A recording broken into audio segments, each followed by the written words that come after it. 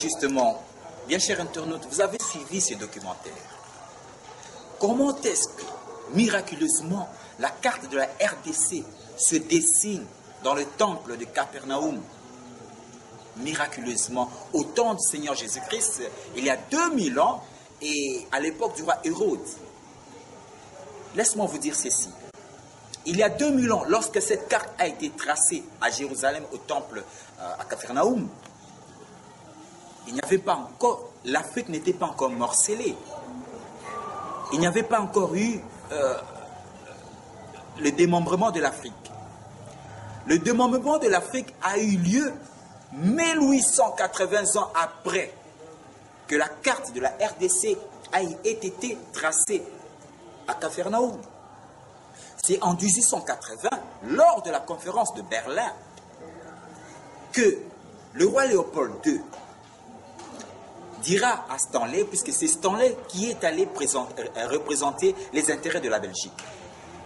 Et écoutez un peu cette anecdote. Vous savez très bien que le roi Léopold II et le Stanley sont des grands francs-maçonnistes. Ils avaient la connaissance de ce qu'ils devaient faire. Eh bien, justement, dira à Stanley ceci. Comme tu es en train d'aller dans cette conférence, fais tout possible pour avoir le centre de l'Afrique. Car celui qui aura le centre de l'Afrique dirigera le monde à l'avenir. Voilà pourquoi Stanley, en allant dans cette conférence, ira avec connaissance de cause. Il fera tout possible pour tracer. Vous allez voir comment Stanley a tracé la carte géographique de la colonie belge à l'époque. Il a tout fait pour que le centre de l'Afrique se retrouve dans la colonie belge. Donc, Stanley, lorsqu'il a tracé la carte du Congo, il a tracé textuellement comme cela a été reproduit il y a 2000 ans à l'époque de Jésus dans le temple de Capernaum, comme nous avons vu. Donc, en traçant cela, le centre de l'Afrique a été retrouvé miraculeusement, a été retrouvé dans cette carte que Stanley a tracée de la colonie belge. Il y a 1880 ans. Donc 5 ans, la conférence a fait 5 ans, de 1880 à 1885. Voyez-vous? Donc, en traçant cela, c'était en connaissance de cause. Vous allez voir, 2 siècles plus tôt, en 1600, une grande prophétesse à l'époque du royaume Congo, et une grande prophétesse du nom de Kimpavita. Cette grande prophétesse a eu à prophétiser sur l'Afrique. Elle a eu à prophétiser et les colonisateurs portugais à l'époque l'avaient brûlée vive. Et c'est sur le bûcher que cette grande prophétesse avait prophétisé ceci. Il a dit: il naîtra au centre de l'Afrique une nation qui dominerait le monde. Et les colonisateurs belges ont eu à le brûler vive. Et c'est sur le bûcher propitiatoire qu'elle va prophétiser. Elle dira ceci: vous me tuez parce que j'ai prophétisé ces choses. Eh bien, sachez que dans cette nation-là naîtra un prophète qui confirmera ces choses par des signes et des prodiges.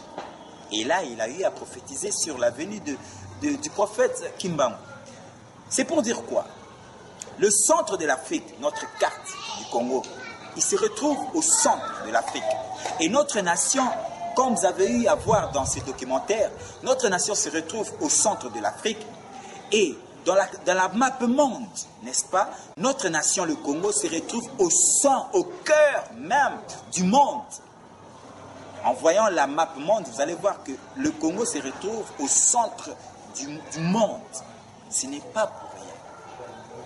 Voilà pourquoi je voulais vous dire que, bibliquement, dans le passage de Matthieu 21, 43, le Seigneur Jésus-Christ a eu à prophétiser sur notre nation. Cette grâce a été retirée de la nation d'Israël. Cette grâce est donnée maintenant à la nation congolaise, la RDC. ce n'est pas pour rien que la carte de notre nation, du Congo a été tracée miraculeusement dans ce temple de Capernaum. Là où même le Seigneur Jésus-Christ a eu à prononcer ce passage de Matthieu 21, 43, disant à la nation d'Israël que le royaume des cieux vous sera enlevé. Pourquoi la nation d'Israël voit cette grâce lui être ôtée? Parce que les Israélites, jusqu'à présent, n'ont pas reconnu le Seigneur Jésus-Christ comme Messie. Jusqu'à présent, ils attendent la venue du Messie. Et pourtant, il y a 2000 ans, le Messie est déjà venu. N'est-ce pas? Et voilà pourquoi il leur dira, parce qu'ils ne l'ont pas cru, parce qu'ils ne l'ont pas reçu. C'est d'ailleurs, il y a un passage qui dit, et le passage biblique qui dit ceci, dans Jean 1, versets 11 à 12, il est dit, il est venu parmi les siens et les siens ne l'ont point reçu. Donc, le Seigneur Jésus-Christ est venu parmi les siens, les Israélites, les Juifs. Mais les Juifs ne l'ont point reçu. Donc, jusqu'à présent, on n'a pas reçu. Les Israélites n'ont point reçu le Seigneur Jésus comme Messie. On lui appelle le fils du charpentier, fils de Marie. Mais jusqu'à présent, ils attendent la venue du Messie. Et pourtant, vous et moi, en tant que chrétiens, nous savons que le Messie est déjà venu. Voilà pourquoi Moïse le premier dira ceci. J'exciterai votre jalousie par ce qu'il n'est point une nation. Je provoquerai votre colère par une nation sans intelligence. Voilà pourquoi notre nation est cette nation qui doit susciter la jalousie d'Israël. Le Messie doit se manifester dans cette nation, la RDC, d'une manière miraculeuse. Le Seigneur doit faire un miracle dans cette nation, la RDC. Pourquoi? Pour susciter la jalousie d'Israël. Israël verra que le Seigneur Jésus-Christ est élevé ici en RDC comme Seigneur et Sauveur, comme le roi. Et le Seigneur Jésus-Christ doit faire un miracle. On parlera d'un miracle congolais. C'est vrai, vous avez eu à voir le miracle japonais lors de la bombe d'Hiroshima. 20 ans après, il y a maintenant, on parle du miracle japonais. Aujourd'hui, le Japon est une première puissance industrielle, technologique. Mais ce que le Seigneur Jésus-Christ fera en RDC, on parlera d'un miracle congolais. En moins de 5 ans, cette nation va atteindre le niveau même des nations développées. Et Israël verra le miracle qui sera fait dans cette nation et il dira, mais ils vont voir que cette nation est en train d'élever le Seigneur Jésus comme roi et Seigneur Sauveur. Voilà pourquoi cette nation va susciter la jalousie d'Israël.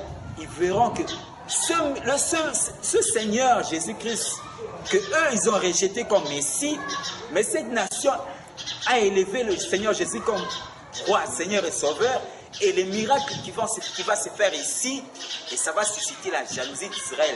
Ils diront, mais ce Messie, le Seigneur était venu, il est chez nous, il est de nous, de notre, il est hébreu, mais nous l'avons rejeté, mais qu'est-ce qu'il a fait là-bas? Voilà, c'est justement pour illustrer ce passage. Le royaume de cieux vous sera enlevé, sera donné à une autre nation. Et c'est-à-dire, cette grâce qui était pour Israël, est donné maintenant à cette nation. Et maintenant, ce qui va se faire ici miraculeusement, ça doit susciter la jalousie d'Israël. Voilà un peu. Vous et moi, nous avons eu à voir